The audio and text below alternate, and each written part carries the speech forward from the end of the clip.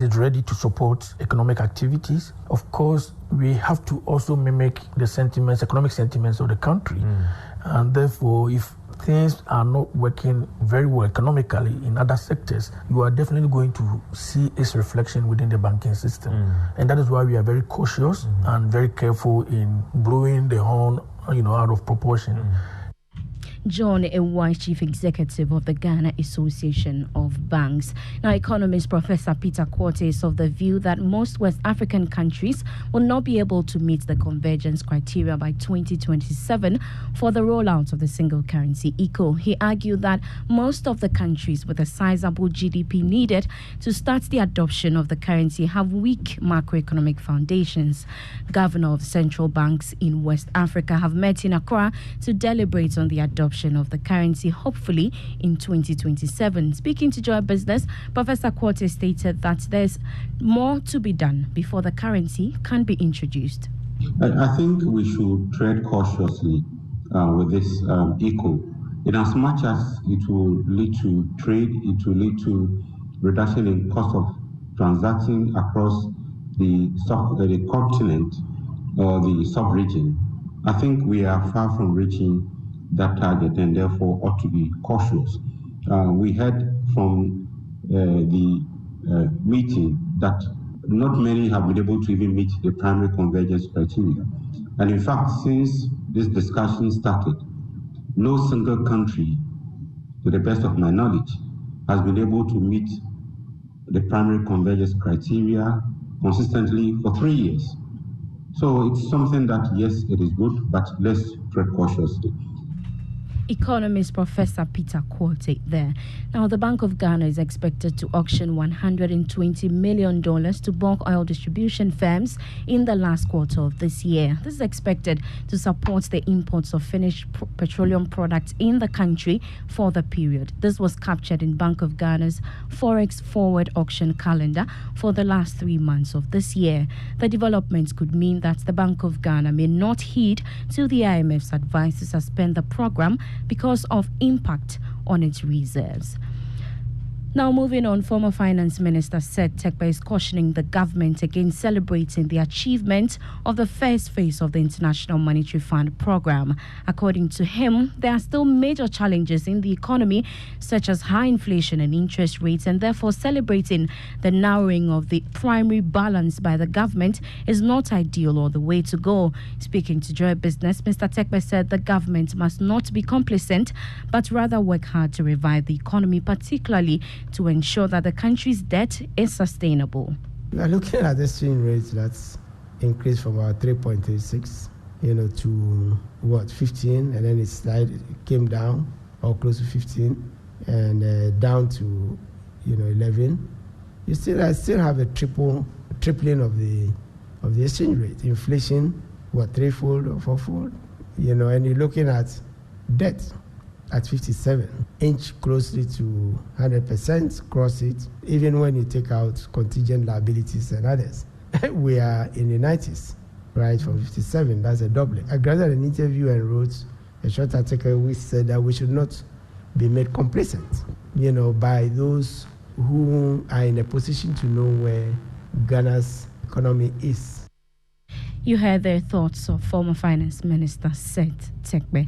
Now, the Accra Central Manager of Enforcement at the Ghana Revenue Authority, Assistant Commissioner Joseph Annan, has explained that the decision to conduct test purchasing and arrest VAT non-compliant businesses is aimed at encouraging voluntary tax compliance. According to him, this is to clear the notion that some particular businesses are targeted in Accra. He assured that the GRA would not give any special treatment to any business that fails to honor their tax obligations. What we are doing now is to promote voluntary compliance. So it is not enough for them to be arrested, you raise the preemptive assessment, and then you leave them. We have to go back and see whether what you require them to do and for what you also advise them to do, they are really doing it. Because many of them come and they fake ignorance. So now that they have been to us once and we have educated them, we expect them to do the needful. So of course, we are going back to every single one of them to check whether they are doing the right thing. And of course, if we find out that they are not doing the right thing, then of course the treatment will be very different. It will be very harsh. You heard the Accra Central Manager of Enforcement at the GRA, Assistant Commissioner Joseph Annan. Now, as part of measures to mitigate the impact of climate change on human health, the Coastal Community Resilience to Climate and Diarrhea Project is poised to build resilience and improve diarrhea management in coastal communities. According to research fellow at the Nguchi Memorial Institute, Professor George Ama, this is key to improve knowledge on community-based diarrhea management and response to climate hazards. He spoke to Joy Business at an annual steering committee meeting. What we're trying to do is to understand these pathways, but then using the coastal population. So that why do you need a coastal population? Because these are the people who are being really affected with the climate change that is going on. Right? And understanding the pathway will help us to put in intervention programs that will help in ameliorating this issue of diarrhea disease in the communities. Now, the cost of yarns for kente production is on the rise, making the hand-woven cloth pricey. Patrons are likely to pay more for a range of designs of their favorite kente. Artisans and fashion designers are, however, specializing in reinventing the traditional cloth with a modern twist to endear patronage. Today on Business Journal, Love FM's Mona Lisa Frimpong speaks with artisans who say the movement is expensive but will empower a wider range of styles.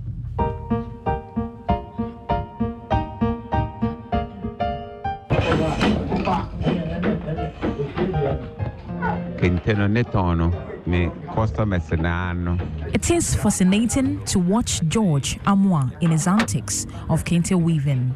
He is experienced in the control of the hand loom as his hands and feet move so quickly. He has been weaving kente for 20 years, encountering minor challenges. But 5 years now, the rising price of yarns has slowed his production. Raw material, especially the yarns come in different colors, but it is scarce on the market.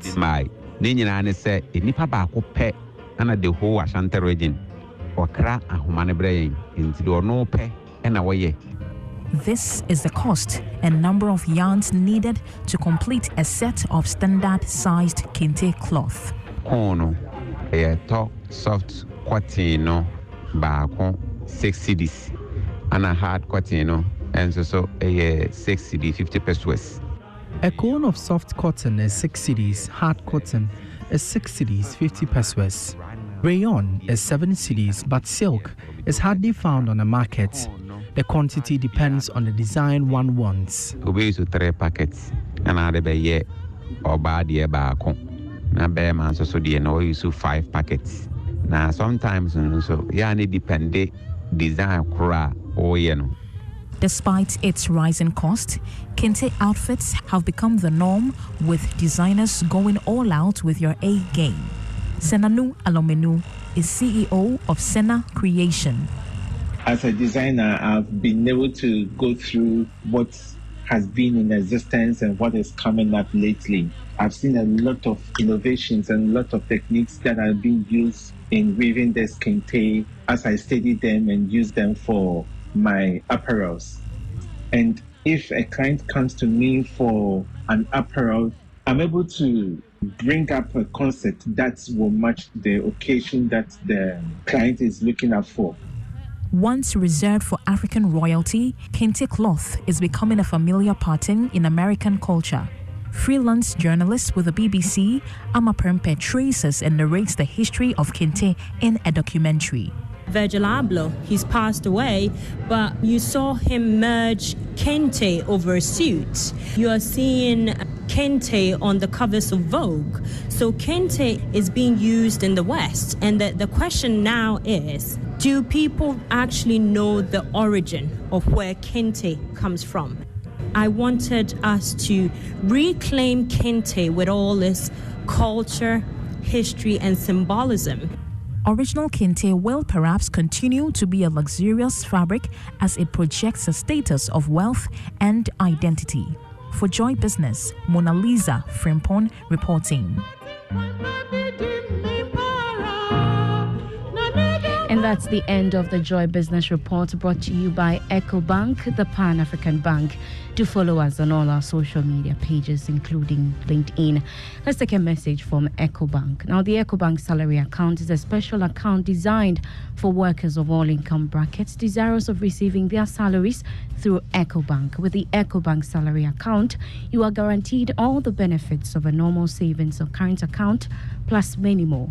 EcoBank salary account gives workers free life insurance cover of up to 10,000 Ghana Cedi, 24/7 access to cash and e-banking services, internet and mobile banking services, high interest on savings, no minimum balance, ability to save through the EcoBank Save As You Spend, a unique feature that helps customers to save and invest. Remember, the insurance policy covers death, permanent or temporary disability, critical illness, hospitalization, retrenchment, and more.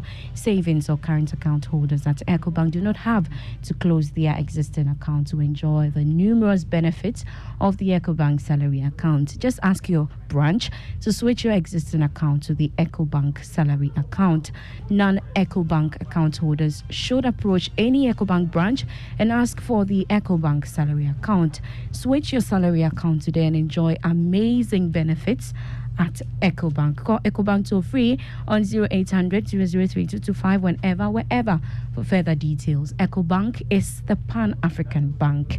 I am Beverly Broom. Game plan is next. Do enjoy.